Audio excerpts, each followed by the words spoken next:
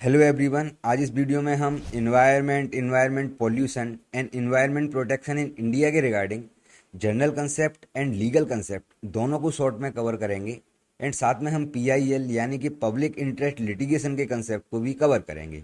Okay, तो answer की starting एक अच्छे इंट्रोडक्शन से करना है कि यूनाइटेड नेशन जनरल असेंबली ने जुलाई 2022 में क्लीन एंड हेल्थी इन्वायरमेंट को एक यूनिवर्सल ह्यूमन राइट डिक्लेयर किया है एंड हमारे एमसी मेहता जी को 1996 गोल्ड मैन इन्वायरमेंटल प्राइज दिया गया था। इसके बाद इंट्रोडक्शन को थोड़ा और बढ़ा सकते हैं कि इन्वायरमेंटल लॉ जो हैं वो गवर्नमेंट एजेंसी का इंटीग्रल पार्ट है। It include series of law and regulation related to water and air quality and other environmental aspects. ऐसे ही इंडिया के इन्वायरमेंटल लॉज जो हैं इंडियन कॉन्स्टिट्यूशन के प्रोविजन से रिफ्लेक्ट होते हैं, जो हम अभी आगे इस वीडियो में देखेंगे। They need to protect and maintain the environment and make sustainable use of natural resources is reflected in Indian's constitutional framework and international obligation। अगर मीनिंग की बात की जाए तो जो वर्ड environment है वो फ्रेंच के वर्ड environner से डिराइव्ड हुआ है, जिसका मीन्स होता है to surround, enclose और encircle। In general word environment को डिफाइन करना डिफिकल्ट है, but it may be treated as covering the physical surrounding that are common to all of us, including air, space, water, land, human being, other living creature, plants, microorganism and property। तो ये सभी चीज़ें जो है environment के अंदर आती हैं। Now meaning of environment pollution, तो it's means lowering the environment quality by human being, यानी हम इंसानों द्वारा इन्वायरमेंट की क्वालिटी को लो कर देना, या फिर हम कह सकते हैं कि इन्वायरमेंट में किसी ऐसे सब्सटेंस की प्रेजेंस होना जो कि हार्मफुल हो for the human being, other living creature, plants, micro organism and property. Now definition देखते हैं इन्वायरमेंट एंड इन्वायरमेंट पॉल्यूशन की। तो फर्स्ट इन्वायरमेंट की डेफिनेशन, तो आइंस्टीन कहते हैं कि environment is everything that is not me, means यहाँ जो सब है वो इन्वायरमेंट है जो कि मैं नहीं हूँ। According to International Court of Justice, environment is not an abstraction but represent the living space, quality of life and the very healthy of human being including generation unborn। अगर इन्वायरमेंट प्रोटेक्शन एक्ट 1986 देखें तो section 2A environment को inclusive way में define करता है कि environment includes water, air, land and human being, other living creature, plants, micro organism and property. And according to section 2C environment pollution means होता है the presence in the environment of any environment pollutant. Now environment pollution के factor, तो कई factor हो सकते हैं, जैसे deforestation, जंगल के काटे जाने से, एग्रीकल्चर में डेवलपमेंट से, पॉपुलेशन ग्रोथ से, इंडस्ट्रियल डेवलपमेंट से, अर्बनाइजेशन के कारण और आजकल की मॉडर्न प्रोडक्टिव टेक्नोलॉजी से। ये सब जो है इन्वायरमेंट पॉल्यूशन के मेन फैक्टर माने जाते हैं।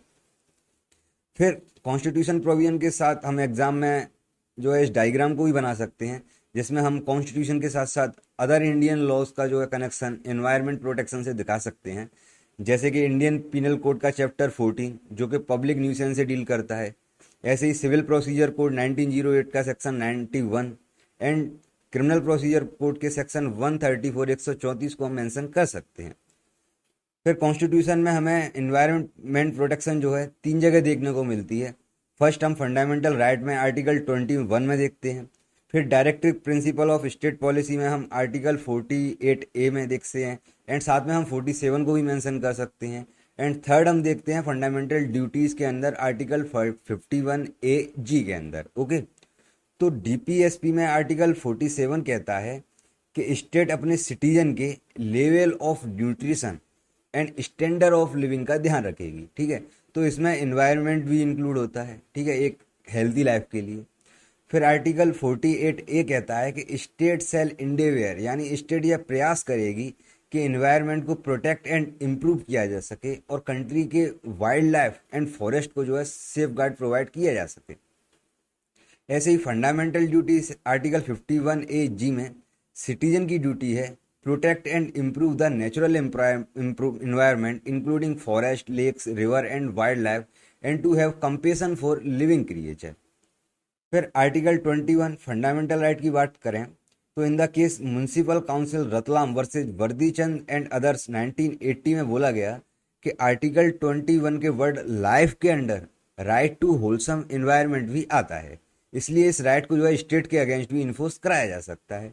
ऐसी F K Hussain versus union of India 1990, the court held that the right to clean water and air attributes of the right to life. Now हम देखते हैं पीआईएल यानी कि पब्लिक इंटरेस्ट लिटिगेशन। तो ये ओरिजिनली यूएसए का कंसेप्ट है, या हम कह सकते हैं कि इसका ओरिजिन यूएसए अमेरिका में हुआ था। ये जो पीआईएल का कंसेप्ट है वो लोकस स्टैंडाई प्रिंसिपल का एक एक्सेप्शन है। मीन्स जरूरी नहीं है कि जो पीड़ित हो उसी का राइट हो केस फाइल करने का, बिकॉज पीआईएल कोई भी पर्सन जो है फाइल कर सकता है। एंड सेकंड, ये जुडिशियल एक्टिविज्म का ही एक पार्ट है। जुडिशियल एक्टिविज्म मीन्स होता है जहां जस्टिस प्रोवाइड करने के लिए जो है जुडिशरी जो है लॉ से थोड़ा आगे बढ़कर अपना काम करती है या जजमेंट सुनाती है, जैसा हमने मेनका गांधी केस में भी देखा, जहां प्रोसीजर इस्टेब्लिश्ड बाय लॉ से आगे बढ़कर जुडिशरी ने ड्यू प्रोसीजर को अपनाया था, जिसी को हम जुडिशियल एक्टिविज्म कहते हैं। तो यह एक जुडिशियल एक्टिविज्म का भी पार्ट है। अगर हिस्ट्री हम देखें तो फर्स्ट पीआईएल जो है वो हुसैनरा खातून वर्सेस यूनियन ऑफ इंडिया 1979 में पीएन भगवती जी द्वारा जो है फाइल की गई थी।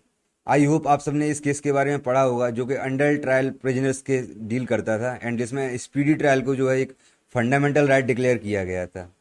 तो इस केस में जो है पहली बार पीआईएल पब्लिक इंटरेस्ट लिटिगेशन जो है फाइल की गई थी।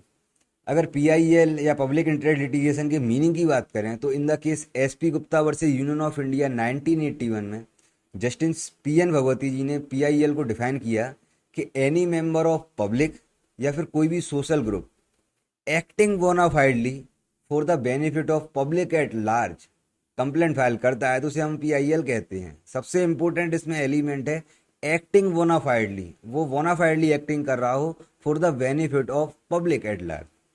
नाउ फॉर्मेट की बात की जाए पीआईएल की तो यह एप्लीकेशन में भी हो सकता है, या लेटर को भी पीआईएल माना जा सकता है, या कोर्ट भी इसका जुडिशियल रिव्यू कर सकती है for the benefit of a public at large. Now procedure देखें तो प्रोसीजर वही आर्टिकल 32 और 226 ऑफ इंडियन कॉन्स्टिट्यूशन जो रिट वाला है वही अप्लाई होता है। फिर इसमें एनवायरनमेंट से रिलेटेड ये दोनों केस लॉ डाल सकते हैं जिनके अंदर जो है पब्लिक इंटरेस्ट लिटिगेशन फाइल की गई थी इन्वायरमेंट को प्रोटेक्ट करने के लिए। ओके, तो पीडीएफ की लिंक आपको डिस्क्रिप्शन बॉक्स में मिल जाएगी। मिलते हैं नेक्स्ट वीडियो में, तब तक के लिए थैंक यू, धन्यवाद।